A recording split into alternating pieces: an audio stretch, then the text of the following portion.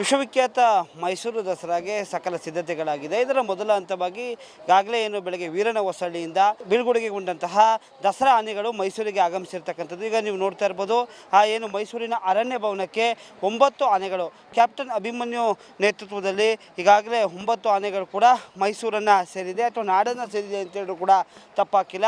ಈಗಾಗಲೇ ಲಾರಿಗಳ ಮೂಲಕ ಬಹುತ್ ಆನೆಗಳನ್ನು ಹುಣಸೂರಿನ ವೀರನ ಹೊಸಳ್ಳಿಯಿಂದ ಆನೆಗಳನ್ನ ರವಾನೆ ಮಾಡಲಾಗಿದೆ. ಸುರಕ್ಷಿತವಾಗಿ ಮೈಸೂರು ನಗರವನ್ನು ಪ್ರವೇಶ ಮಾಡಿರ್ತಕ್ಕಂಥದ್ದು. ಅಶೋಕಪುರಂನಲ್ಲಿರುವಂತಹ ಅರಣ್ಯ ಭವನ ಏನಿದೆ, ಈ ಅರಣ್ಯ ಭವನದಲ್ಲಿ ಇವತ್ತು ನಾಳೆ 2 ದಿನಗಳ ಕಾಲ ವಾಸ್ತವ್ಯವನ್ನು ಹೂಡುತ್ತೆ ಹಾಗೂ ರಿಲ್ಯಾಕ್ಸ್ ಮೂಡ್ನಲ್ಲಿ ಇರ್ತವೆ ಅಂತ ಹೇಳ್ಬೋದು.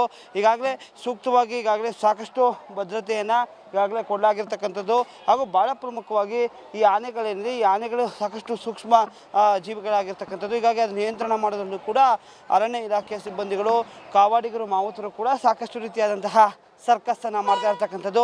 ಈಗಾಗಲೇ ಅಭಿಮನ್ಯು, ಭೀಮಾ 2 ಆನೆಗಳು ಕೂಡ ಈಗಾಗಲೇ ಲಾರಿಯಿಂದ ಕೆಳಗೆ ಇಳಿದಾಗಿದೆ. ಅವೆರಡು ಆನೆಗಳು ಕೂಡ ಆ ಒಂದು ಆಯ್ದ ಸ್ಥಳಗಳಲ್ಲಿ ಈಗಾಗಲೇ ಅವಕ್ಕೆ ವಸತಿಗೆ ಅವಕಾಶವನ್ನು ಕೂಡ ಮಾಡಿಕೊಡಲಾಗಿರ್ತಕ್ಕಂಥದ್ದು. ಎಲ್ಲ ಆನೆಗಳನ್ನು ಕೂಡ ಈಗಾಗಲೇ ಈ ಒಂದು ಆಯ್ದ ಸ್ಥಳದಲ್ಲಿ ಆನೆಗಳನ್ನು ಕೆಳಗಿಳಿಸುವಂತಹ ಕೆಲಸವನ್ನು ಅರಣ್ಯ ಸಿಬ್ಬಂದಿಗಳು ಮಾಡ್ತಾ ಇದ್ದಾರೆ. 45 ಕಿಲೋಮೀಟರ್ಗೂ ಹೆಚ್ಚು ಕಿಲೋಮೀಟರ್ಗಳ ಕಾಲ ಲಾರಿಯಲ್ಲಿ ಪ್ರಯಾಣ ಮಾಡಿದಂತಹ ಆನೆಗಳು ಈಗಾಗಲೇ ದಸರಾ ಆನೆಗಳು ಈಗ ಕೆಳಗೆ ಇಳಿಯುವಂತಹ ಕೆಲಸವನ್ನು ಮಾಡ್ತಾ ಇರ್ತಕ್ಕಂಥದ್ದು. ಭಾಳ ಪ್ರಮುಖವಾಗಿ ಈಗಾಗಲೇ ದಸರಾದಲ್ಲಿ ಪಳಗಿರುವಂತಹ ಆನೆಗಳಿದೆ. ಆದರೆ ಈ ಬಾರಿ ಹೊಸದಾಗಿ ಏಕಲವ್ಯ ಇರ್ಬೋದು ಹಾಗೂ ಇನ್ನಿತರ ಆನೆಗಳು ಕೂಡ ಈ ಒಂದು ಪಟ್ಟಿಯಲ್ಲಿ ಅಥವಾ ಮೊದಲ ಹಂತದ ಆನೆಯ ಒಂದು ಪಟ್ಟಿಯಲ್ಲಿ ಬಿಡುಗಡೆ ಆಗಿರ್ತಕ್ಕಂಥದ್ದು. ಹೀಗಾಗಿ ಸಾಕಷ್ಟು ಆನೆಗಳು ಕೆಳಗಿಳಿಯೋದಕ್ಕೆ ಬೆದರುತ್ತವೆ.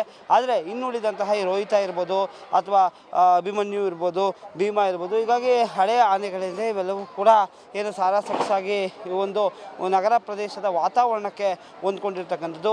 ಹೀಗಾಗಿ ಜಂಬೂ ಸವಾರಿ ಮೆರವಣಿಗೆ ಏನಿದೆ, ಆ ಮೆರವಣಿಗೆಗಾಗಿ ಈಗಾಗಲೇ 2 ತಿಂಗಳ ಕಾಲ ಮೈಸೂರಿನಲ್ಲೇ ವಾಸ್ತವ್ಯವನ್ನು ಹೂಡೋದಕ್ಕೆ ಗಜಪಡೆ ಟೀಮ್ ಅಂದರೆ ಅಭಿಮನ್ಯು ಟೀಮ್ ಈಗಾಗಲೇ ಸನ್ನದ್ಧಗೊಂಡಿರ್ತಕ್ಕಂಥದ್ದು.